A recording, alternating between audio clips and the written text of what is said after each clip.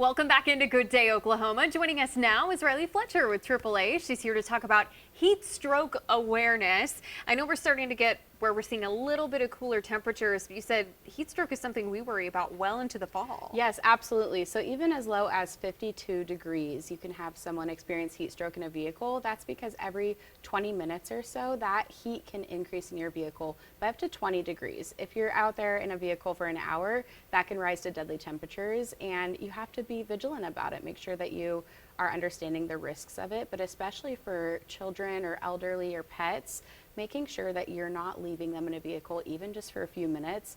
Right now we're still in the throes of summer heat, and so it's just a great reminder to not leave anybody in your vehicle, even if it's just going to be a short amount of time. How often do you see pets or children left in vehicles? You see it more than you'd hope for. So we see dozens of heat stroke deaths across the United States every single year, and the reason for that is not what you'd think. You'd think it is those intentional, oh, I'm running into the grocery store, or I have to go do something real quick. They just leave them in the vehicle. A lot of times it is those well-intending parents or guardians that just forget.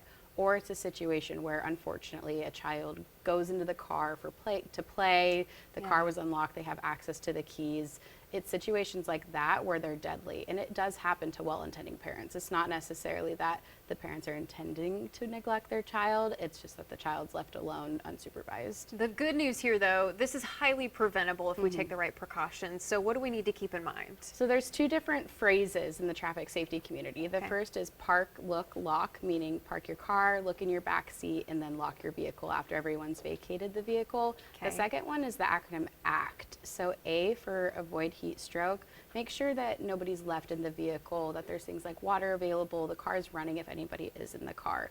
The second one is create reminders. So put something like your child's shoes or a stuffed animal in the passenger seat when they are in the back seat, or leave your phone in the back seat, something that you might need to grab when you're going out and about. That way you have that reminder to look. And the third one is T for take action. If you see a child or someone left in a car that's not running and it's really hot out, you need to call 911 because they could be getting into a dangerous situation really fast. And so it is up to us, if we see that situation happening, to call 911, call emergency authorities. That way they can rescue them as soon as possible. So park, look, lock, right? And then act. And then act. Okay. So a couple things for you to remember. I think the shoe, leaving that in the back seat, is the best one, because you can't get out of your car without being like, oh yeah, I don't have a shoe on. Yes, right? yes. Or your phone, something you need to grab, just leaving it back there, or just those reminders, mementos, to just look back there really quick.